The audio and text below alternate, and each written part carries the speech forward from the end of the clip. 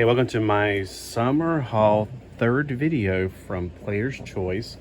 I don't try to go anywhere during the summer. Number one, we're at the beach. Everywhere you go, there's tourists. It takes up, it just takes a lot of patience to get through all that. Plus, I did start buying things on YouTube, people doing $2 claim it sales. I find it quite annoying though, because I'm trying to claim something and somebody else is faster at typing than me. And I'm the fastest type in the West, so I must be on a lag, which wouldn't surprise me. But we'll try to get through 2 stacks about this big. If not, I'll cut it and we'll do a 4th video and be done with this. All right, so we got the Secret Origin starting the Justice League of America. Justice League of America is definitely one of my favorite series. When I was a kid, I read, I kept getting the issues. And then when they split the team up and all the main guys went away and I guess like the B class or the New Mutant versions of them, whatever came in, I was fine with that. People didn't like it though. The Ray, I have read some of the issues of the Ray, the earlier ones. This one's number 19. I also had number 10. That's a really cool cover. I wonder who the artist is. It's the internal artist is Porter on that one.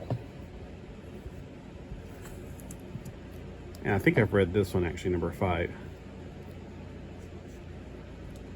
That was a while back, so don't ask me what it was about. And this one definitely looks familiar, like I've read this one before.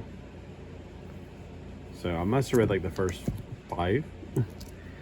I didn't know this series existed. I know there was some Phantom in DC, but I didn't know there was Lee Fawkes, the Phantom. The one I knew about only had about 5 issues that I can think of. But Lee Fawkes, the Phantom. This is from 1990, so it was around the time Defenders of the Earth was running, I think. I remember watching Defenders of the Earth before I could drive. Because I remember watching it. My dad picked me up one time after I watched it. I remember that. Because I was like, no, I can't leave yet. I got to watch Defenders of the Earth all the way. We got number 11. We got Jaguar, Earth Quest 5. Now I don't know if this Jaguar's annual or Impact annual, but it's number 1, so I don't have either one anyway. So I think when I put it in my app, I think it was Jaguar's annual number 1. I put these on my app like 2 weeks ago, so I can't remember. As soon as I got the comics on a Monday, 2 Mondays ago for my recording time, I put them in my app. I need to take them out of the, I have 2 different lists. I have I have this list, and I have a list of I need this list.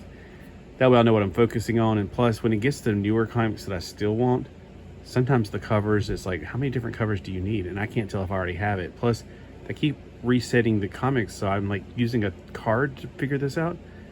I don't know which Justice League, because Justice League ran for a year in one situation, yeah, it's just hard to keep up with. But the New Warriors, you would think that they only ran one time, but they also ran like 2 or 3 different series. But the first series is the one that counts. The other 2, 3, whatever it was, I've not heard anything good. This is one I bought just because it looks interesting. I'm not a Valiant person. I'm not a Magnus Robot Fighter person. But something about this cover, not I know you're going to say it's the Bob cover, but it's not. It's actually this robot right here looks pretty cool. The fact that she is a robot's cool too, and he's trying to save her and fighting him. I know he fights robots because in the future robots make humans subservient. At least that's what I've heard. So I don't know what's going on, but it makes me want to read it. Now, Lobo was one of those ones that I used to read back when I was a kid, so I'm not sure if I'll still like it or not. We'll find out. This is from 1993, number 3 of the Un-American Gladiators. You know, when I tried to watch the Superman prequel, whatever it was, that a lot of people are speaking British, I couldn't stand it. Series 2 was absolutely unwatchable, and it had Lobo in it. So that's why I guess I'm having a little bit of flashback to that. I thought this should not be, it was too violent for anything that should be on TV that's related to DC. I'm sorry, but it should not have existed. Bloodlines is a series I like to read, but this is also Legion 93. I had a few of those in the past, and I never really got into it. But we'll see what it's like. I'm trying to get as many of the Legion 93s as possible, or Legion whatever number you want to put after it. This is number 62. Of course, the year changed the actual title of it, so it's just in the app is Legion.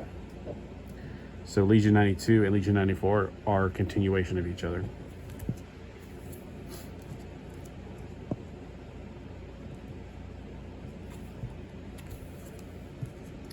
I think this is interesting too. She was in I think her first appearance was in the Crisis on Infinite Earths. Her whole planet, she's the last surviving person from her planet. I think she's Lady Quark. I could be wrong, but I think she's Lady Quark, and she's the last descendant or person of her planet. I remember when she told Superman, it's like, going, you don't know what it's like to be the last person from your planet. He's like, we got to talk sometime. And she was talking to Earth 2's Superman at that time, who disappeared in the Crisis. Now, Mutopia is one of those ones that none of the covers look the same. It's like, this looks like it does not belong in the same series. So I'm like, Mutopia, I think that's one that I would like to complete and read because it sounds interesting. I've gotten only about 2 or 3 of them so far. Maximum Security. The covers look exciting. It's probably going to be garbage. I don't know why I say that, but I feel like I've said something about it and somebody said it's garbage. So let me know what you think. Is this good to read? Is this a good one? I think I have numbers. There's 3 issues altogether. I know I have another one, but I can't remember which one it is. Mutant X is actually good. I read number 1. Fantastic. Now I need to find them more of them, and they only had this one, unfortunately. Because every time I saw, what was the other one? Every time I saw Generation X, I was like, is this the one? No, it's Mutant X. And there's a lot of Generation X's, X comic books down there, but this is the only Mutant X comics I could find. And now I limited myself when I was at the store. I said, I'm not going to stay past 2 hours. When it's time to go to lunch, I'm leaving. Because it's going to get hot outside. No matter how cold it may feel like today, being down to like in the 80s, it's going to be hot and I got to go home. All right. And we have Justice, number 9. This is a series I want to read mostly because I know Mark raves about the, what is it called? The one before this. But I heard that this has the Metal Men becoming armor for the Justice League, which I think that's such a cool idea. I definitely would like to find out more about it. All right, here's the other pile. Let's see if we can get through this. No, it's only 7 minutes. I think we can. I don't want to feel like I'm talking too fast and making it have to be annoying. Superman number 213. So 2005, that's in the upper echelon. This is one that I tried to complete one time when I was there, and I couldn't find 1 or 2 issues, and I just put them back.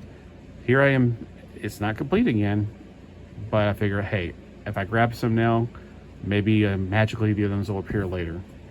So I got number 12 of the Sun Devils of a 12-part maxi series. I also have number 11.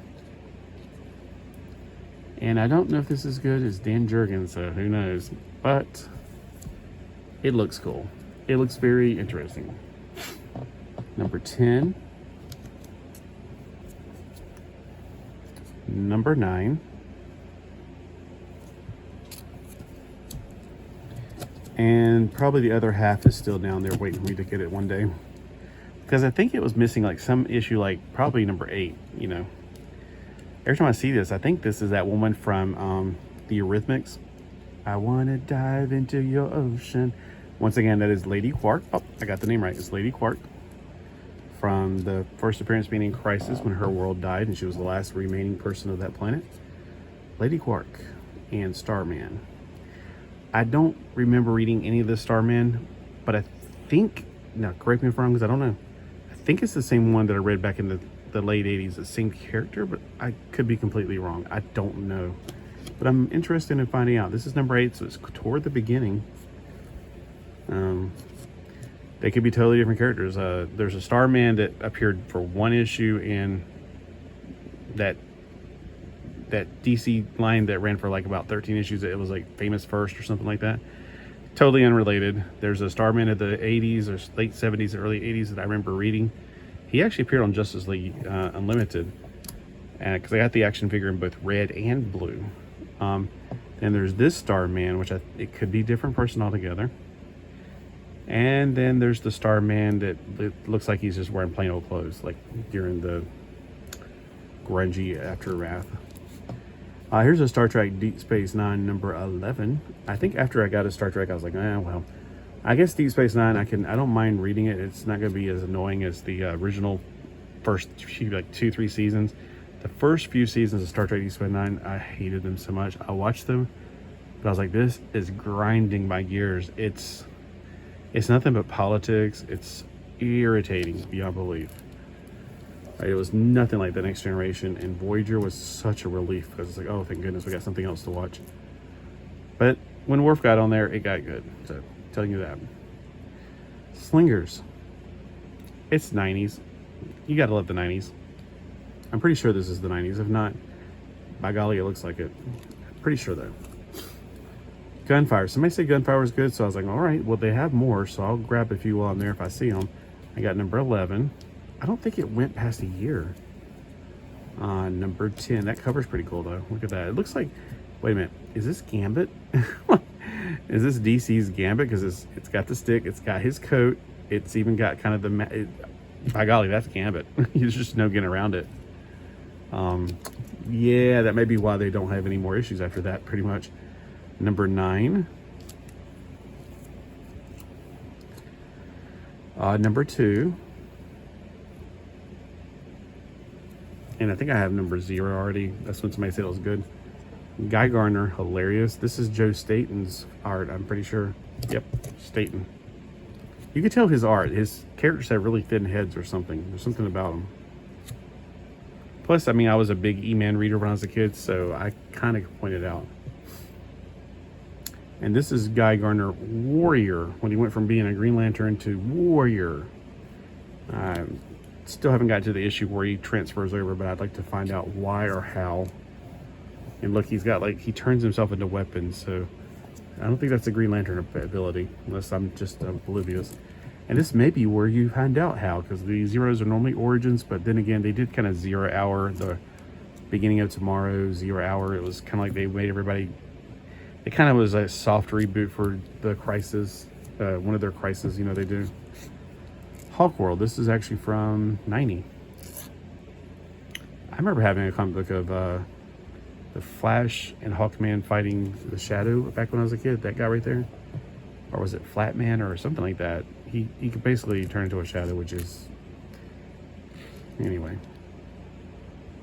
Or was it part of a 4-issue series back in the 80s? Seems like I remember. Was it called the Shadow War? I remember reading it back in the 80s. I can't remember much about it. All right, Hawk World from 1990. Another Hawk World. I think I had this comic book back in the day. But it's an annual, and it's also an Armageddon tie-in. All right, Hawk World number 6. And then the last comic that I got for the summer haul. And remember, if it starts cooling down, I might be able to go back, but it'll probably be in a few more weeks. By the time of this video, if I show these once a week, I'll probably go by then.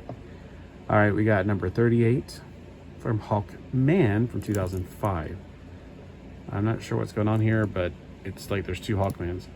I know in the 90s they just completely redid everybody. It was weird. It was like that Hawkman's nothing to do with the other guys. Or the other guy that we grew up with. It was not even it was more like Condor Man is what it should have been called. All right, so which comic book out of these or out of the 3 videos should I read first? Because I'm thinking now that I've been looking at them, it's like, you ever looked at a video of people preparing food and you get really hungry? That's how I feel when I go through these comic books. I'm like, going, now I want to read some. I'm so hungry to read them. That's just how I feel. And when I see people showing off their comic books online or on the YouTubes, I'm going, ooh, now I got to go to the comic book shop. It's like it arouses this desire in you to get comic books. So, sorry about that. But now I need to figure out which one I want to read because there's so many good and delicious things. I think I want to read the Green Lanterns. Well, anyway, I won't keep you on here and make you watch me figure this out, but you tell me below, which one would you read first? Or if you think that some of these comic books are definitely worth a read, let me know what you think. And if you can give me a heads up, like, well, dude, why did you buy Hawk World or Hawkman? They suck. Let me know. Have a wonderful day. and the neighbor